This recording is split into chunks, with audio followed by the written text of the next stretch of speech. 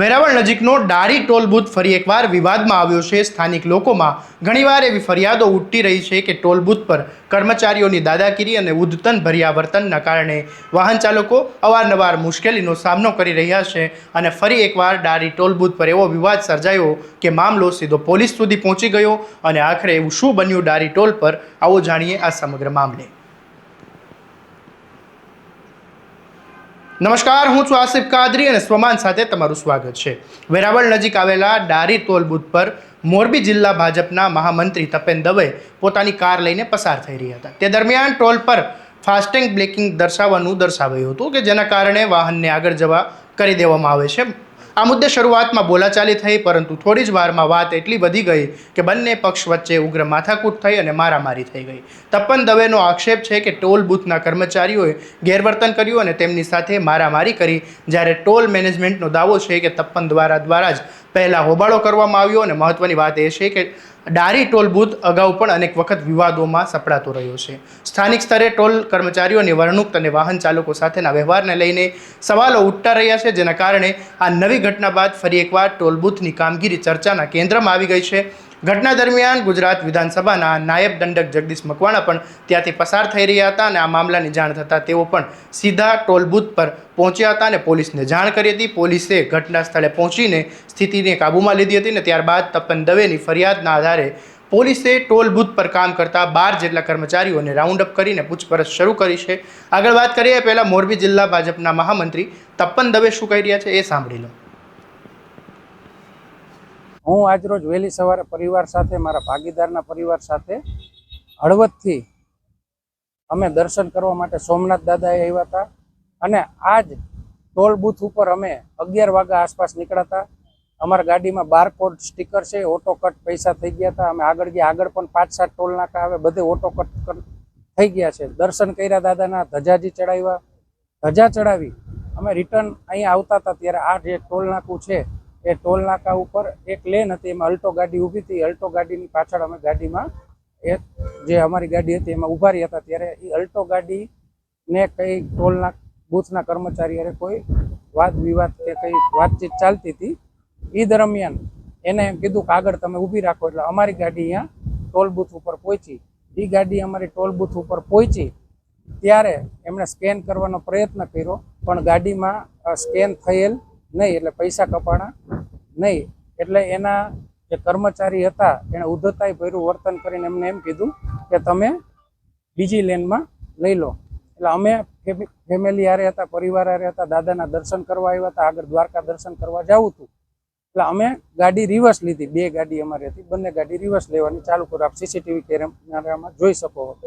અમે જ્યારે રિવર્સ લેતા હતા એ દરમિયાન એક એમ્બ્યુલન્સ, ઇકો એમ્બ્યુલન્સ સાયરન વગાડતી ઇમરજન્સીમાં નીકળી, એટલે અમે બંને ગાડી સાઈડમાં કરી અને એ એમ્બ્યુલન્સને જવા દીધી। એમ્બ્યુલન્સને જવા લીધી એટલી વારમાં 5-7 ગાડીનો કાફલો અહીંયા પાછળ ભેગો થઈ ગયો। એટલે મેં જે ટોલ બૂથના કર્મચારીને રિક્વેસ્ટ કરી, ભાઈ અમારી ગાડી તમે ટોલ કાપીને જવા દો, ઓલા બૂથમાં 5-7 ગાડી આમ ફરીને જાય તો બધાને સમસ્યા થાય અને સરકારનું પણ સંવેદનશીલતા છે કે અમુક સેકન્ડમાં, અમુક મિનિટમાં ટોલ ક્રોસ કરાવી દેવો, કારણ કે આપણે પૈસા ભરીને જવું હતું। એટલે અમે કીધું બધાને આમાં બારકોડ સ્ટીકર છે, તમે કાપીને આટલું જવા દો એટલે કોઈ સમસ્યા ન થાય।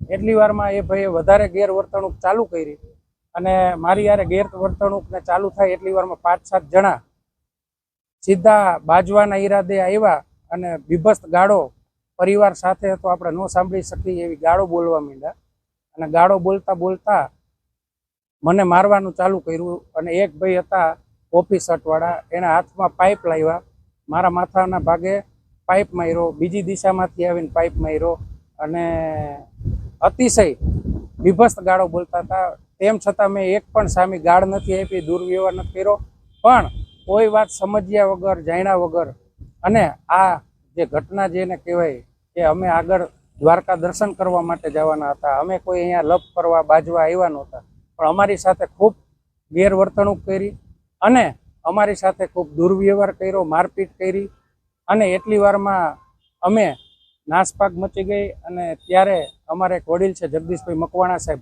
કુદરતને મોકલવા દાદાની દયા થઈ સોમનાથ દાદાની નીકળ્યા અને એમણે તરત જ આખું પરિસ્થિતિથી વાકેફ થયા અને અહીંના જે પોલીસ અધિકારી શ્રી છે એમને જાણ કરીને તરત જ પોલીસના અધિકારી શ્રીઓએ આખી ઘટનાની જાણ કરીને એ દરમિયાન મને પૂછપરછ કરતા હતા. મારા હાથમાં જે લકી મેં પહેરી હતી લકી પણ અત્યારે ગુમ છે. એટલે શું ઈરાદાથી આ કર્યું હોય કે શું કર્યું હોય, પણ આ બહુ બદ ઈરાદો હતો. પરિવાર જ્યારે સાથે હોય, હું પણ સામાજિક કાર્યકર્તાઓ છું, હાઈવે ઉપર ક્યારે એક્સિડન્ટ થતો હોય, કોઈ દુર્ઘટના કર્યા હોય, આગે દૂરના માણસો હોય તો અમે પણ મદદ કરતા હોઈએ છીએ. મદદ કરવાની જગ્યાએ આ જે દુર્વ્યવહાર કર્યો છે એ ખૂબ જ દુઃખદ કહેવાય. મારો પરિવાર, મારા દીકરા, મારા ભાગીદારો, એનો પરિવાર બધા સાથે હતા. એટલે આ જે ઘટના છે એની મેં હકીકત, સત્ય હકીકત છે એ પોલીસને મેં લખાવેલ છે સાહેબ. આપ ભાજપ પરિવારમાં ત્યાં મોરબી જિલ્લામાં શું જવાબદારી સંભાળે? હું વર્ષોથી ભારતીય જનતા પાર્ટીનો કાર્યકર્તા છું. સાથે સાથે ગૌ સેવા, માનવ સેવા, અનેક 10,000થી ઉપર બ્લડની બોટલ પણ આપણે ડોનેટ કરાવેલ છે. અને શહેર ભાજપ પ્રમુખ, યુવા મોરચામાં અને અત્યારે જિલ્લા ભાજપના મહામંત્રી તરીકે જવાબદારી મારી ચાલુ છે. અને સામાજિક કાર્યકર્તા તરીકે ગૌ સેવા, માનવ સેવાના કાર્ય સાથે જોડાયેલો છે.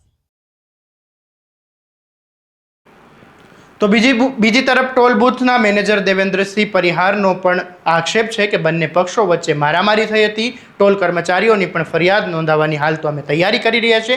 તો બીજી તરફ ટોલ બૂથ મેનેજરે પોતાના પક્ષ મૂક્યો છે અને ત્યારે તેઓ શું કહી રહ્યા છે એ સાંભળી લો. ये 2:40 के समथिंग एक गाड़ी आई, गाड़ी नंबर है DJ368984। इस गाड़ी का जो क्या है, ये 1 नंबर लाइन में आई थी और इस गाड़ी का फास्टैग ब्लैक लिस्ट था। तो लड़की ने बोला कि आप गाड़ी पीछे ले लो, आपकी गाड़ी ब्लैक लिस्ट है। तो उसमें से एक माँ से उतरे और जोर जोर से चिल्लाने लगे और लड़की पे धमकी देने लगे और लड़के के साथ गाली गलौज वगैरह, मतलब कई अभद्र भाषा का उपयोग करने लगे। बाद में उनको कई बार समझाया भी, कई समझाने के बावजूद वो नहीं बैक हुए। तो हमारे लड़के वहाँ पे आए तो उनके साथ उन्होंने पहले हाथापाई भी स्टार्ट की थी।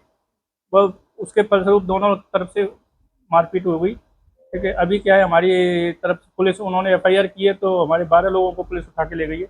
उसके बाद जो हम भी जा रहे हैं अपने FIR करने, क्योंकि हम चाहते हैं पुलिस हमारे साथ भी न्याय करे। हाथापाई उसने स्टार्ट की थी? हाँ, हाथापाई उसने गाली गलौज पहले ही स्टार्टिंग की थी उसने। तो कौन थे? उसने कुछ अपना ऐसा कुछ जानकारी नहीं मिली है कि कौन लोग थे वो। यहाँ कोई दंडक भी आए थे, कोई सरकार के ओर से कोई आए थे? ना, ऐसा कुछ नहीं जानकारी। હાલ તો આ સમગ્ર મામલો પોલીસ તપાસ હેઠળ છે, પરંતુ એક વાત ચોક્કસથી છે કે વારંવાર વિવાદોમાં આવતા ડારી ટોલ બૂથ સામે ફરી સવાલો ઊભા થયા છે. શું ખરેખર ટોલ કર્મચારીઓની દાદાગીરીના કારણે આવા વિવાદો સર્જાઈ રહ્યા છે કે પછી માત્ર ગેરસમજનું પરિણામ છે? આ સવાલોના જવાબ હવે પોલીસ તપાસ બાદ જ સ્પષ્ટ થશે. વધુ અપડેટ માટે તમારા સ્વમાનને સબસ્ક્રાઇબ કરી દેજો અને આ વિડીયોને વધુમાં વધુ શેર કરવાનું ભૂલતા નહીં. નમસ્કાર.